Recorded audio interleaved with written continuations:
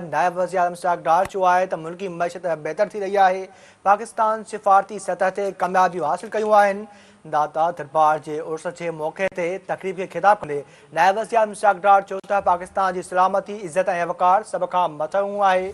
संदसि चवणो हो त अला साईं हक़ जे जंग में पाकिस्तान खे बेमिसाल कामयाबियूं अता कयूं। 4 ॾींहंनि जे जंग में दुश्मन खे सबक़ सेखारियो। इशफ़ाक़ डार चयो त वज़ीर आज़म शहबाज शरीफ़ ऐं संदसि टीम मईशत मज़बूत बणाइण लाइ कोशिशूं करे रही आहे। अहम ख़बर खां अव्हांखे आगाह न पिया हलूं त नायब वज़ीर आज़म इशफ़ाक़ डार चयो आहे त मुल्की मईशत बहितर थी रही आहे। पाकिस्तान सिफ़ारती सतह ते कामयाबियूं हासिल कयूं आहिनि। दाता दरबार जे उर्स जे मौक़े ते तक़रीब खे ख़िताब कंदे नायब वज़ीर आज़म इशफ़ाक़ डार चयो त पाकिस्तान जी सलामती इज़त ऐं वक़ार सभ खां मथऊं आहे।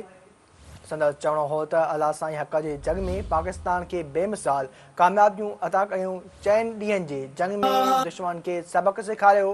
इशफ़ाक़ डार चयो त वज़ीर आज़म शहबाज शरीफ़ ऐं संदसि टीम मईशत मज़बूत बणाइण लाइ कोशिशूं करे रही आहे।